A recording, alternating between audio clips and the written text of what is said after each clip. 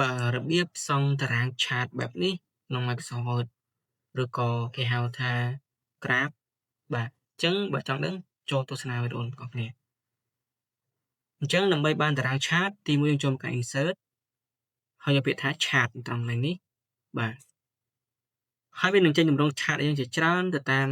ការចង់បានរបស់យើងមាន column មាន line មាន pie មាន bar មាន area ហើយនឹងផ្សេងៗទៀតហ្នឹងទៅចូលថាខ្ញុំយកជា style column បែបនេះចុះឬក៏ជាទម្រង់ pie បែបនេះក៏បានដែរហើយយើងរើស style column ដែលយើងចង់បានមកចុច OK អញ្ចឹងវានឹងចេញតារាង Excel របស់យើងមួយនៅខាងលើនេះអញ្ចឹងតារាង Excel នេះគឺយើងសម្រាប់បញ្ចូលទិន្នន័យទៅតាម graph របស់យើង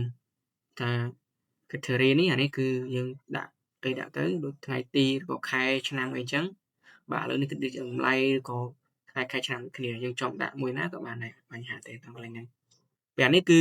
ទិន្នន័យដែលយើងបញ្ចូលថ្ងៃទី1យើងរកចំណូលបានប៉ុន្មានថ្ងៃទី2រកចំណូលបានប៉ុន្មានអញ្ចឹងយើងបញ្ចូលវាត្រង់កន្លែងនេះបាទប៉ុណ្ណឹងក្រោយនៅពេលដែលយើងបញ្ចូលទិន្នន័យអស់ហើយគឺចុចខ្វែងមក